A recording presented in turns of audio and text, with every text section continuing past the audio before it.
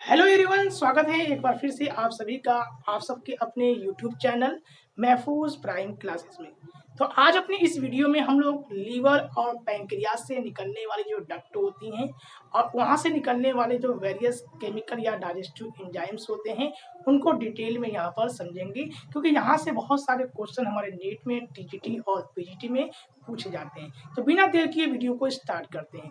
सबसे पहले यहाँ पे स्ट्रक्चर आप देखेंगे, यहाँ पे कंबाइंड स्ट्रक्चर हमने बनाया है जिसमें हमने लीवर को शो किया है और हमने पैंक्रियास को शो किया है। साथ में लीवर और पैंक्रियास से निकलने वाली जो डक्ट होती हैं उनको भी हमने शो किया है। सबसे पहले हम लोग समझेंगे यहाँ पर लीवर को। जो हमारा लीवर होता है ये सबसे लार्जेस्ट ग्लैंड होता है और जो लीवर होता है इसमें दो लोब पाए जाते हैं जिसे हम लोग हिपैटिक लोब्यूल कहते हैं।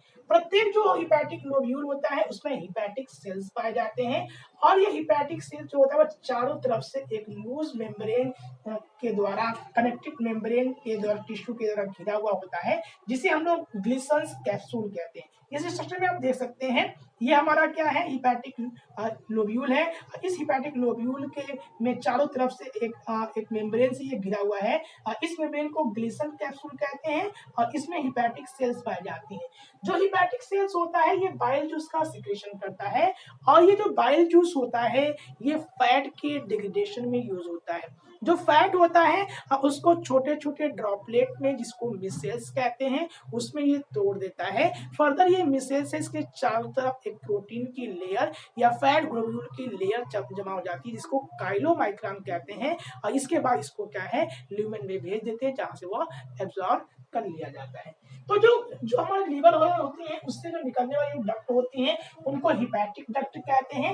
ये हिपैटिक डक्ट आगे जाकर के मर्ज होकर के एक कॉमन डक्ट का फॉर्मेशन करती हैं जिन्हें हम लोग कॉमन हिपैटिक डक्ट कहते हैं। ये कॉमन हिपैटिक डक्ट से जो निकलने वाली जो बाइल जूस है ये फर्दर जाकर के हमारे जो गॉल ब्लैडर होता है, जो लीवर के राइट साइड में ये अटैच होता है, जो गॉल ब्लैडर होता है वहां पर जाकर ये स्टोर होता है और कंसंट्रेट होता है। तो गॉल ब्लैडर से निकलने वाली जो डक्ट होती हैं उनको हम लोग सिस्टिक डक्ट कहते हैं और ये सिस्टिक डक्ट और हिपैटिक डक्ट जो होती है ये आगे जाकर के मर्ज हो जाती हैं और मर्ज करके एक कॉमन डक्ट का फॉर्मेशन करती हैं जिसको कॉमन बाइल डक्ट के नाम से जानते हैं। ये कॉमन बाइल डक्ट क्या है, आगे जाता है, आगे जाकर के जो पैंक्रियाज होता है वहां से निकलने वाली जो डक्ट होती है जिसको पैंक्रियाटिक डक्ट कहते हैं।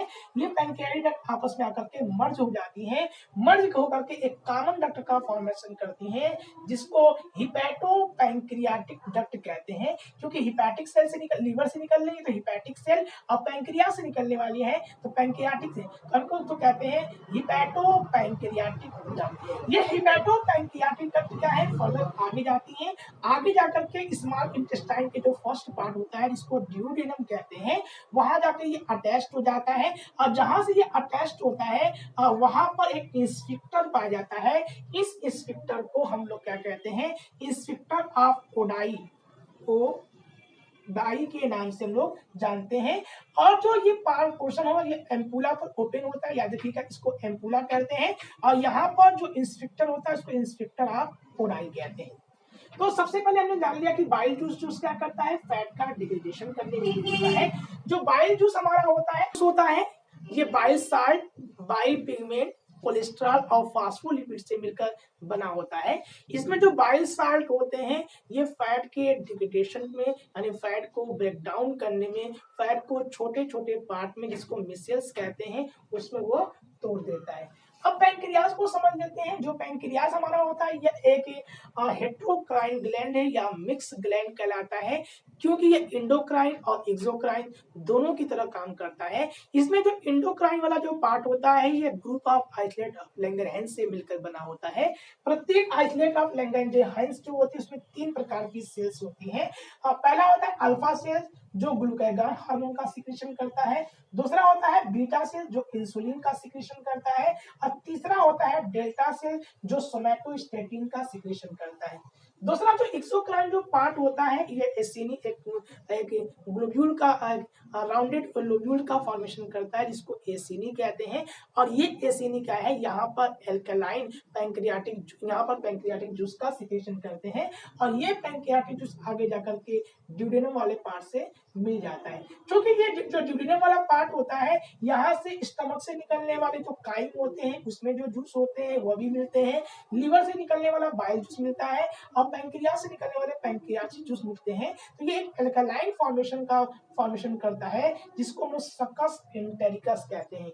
ये जो सकस इंटेरिकस होता है इसका पीएच 8.4 होता है और ये क्या करता है, जितने भी फूड प्रोडक्ट होते हैं कार्बोहाइड्रेट, प्रोटीन और फैट होते हैं, इसके जो इंड प्रोडक्ट होते हैं, जैसे कार्बोहाइड्रेट के इंड प्रोडक्ट क्या होंगे, डाइसेक्राइड होंगे।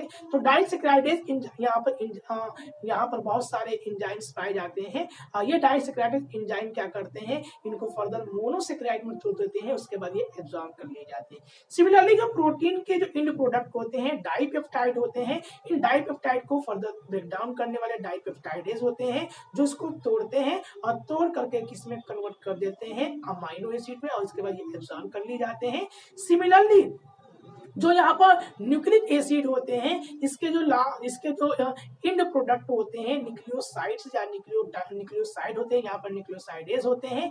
ये न्यूक्लियोसाइडेज को फर्दर क्या है शुगर और जो हमारे बेस होते हैं उसमें इसको तोड़ देते हैं। जो लाइपेज हमारा होता है ये लाइपेज यहाँ पर फर्दर ब्रेक डाउन होता है और ब्रेक डाउन होकर मिसेल्स का फॉर्मेशन करता है, स्मॉल ड्रॉपलेट का। यहाँ पर बाइल जूस इस पर एक्ट करता है, उससे स्मॉल ड्रॉपलेट में बदलता है जिसको मिसेल्स कहते हैं। और मिसेल्स फर्दर उसमें प्रोटीन की एक कवरिंग हो जाती है फैट ग्लोब्यूल की जिसको काइलोमाइक्रॉन कहते हैं। फर्दर ये काइलोमाइक्रॉन का है ये चला जाता है और उसके बाद वहां पर ये एब्जॉर्ब कर लिए जाते हैं। तो इस तरह से ये सारे की सारे प्रोसेस यहाँ कंटिन्यूसली होती रहती है। आई होप तो ये था हमारा एक छोटा सा इंट्रोडक्शन कि किस प्रकार से जो हमारे लीवर से निकलने वाले जो बाइल जूस होते हैं, पैंक्रियास से निकलने वाले जो पैंक्रियाटिक जूस होते हैं और इसमें जो वेरियस डक्ट पाए जाते हैं ये किस प्रकार से यहाँ से किस तरह से ये मर्ज होते हैं। आई होप आपको ये वीडियो पसंद आया होगा। अगर आप इस चैनल पर पहली बार आए हैं तो चैनल को सब्सक्राइब करें, इस वीडियो को लाइक करें, ज़्यादा से ज़्यादा शेयर करें। अगर फिर भी कोई डाउट है तो आप कमेंट बॉक्स में कमेंट कर सकते हैं। तो मिलते हैं एक नए वीडियो में एक नए टॉपिक के साथ। Till then, stay safe, stay healthy. This is Mahfouz and thank you for watching.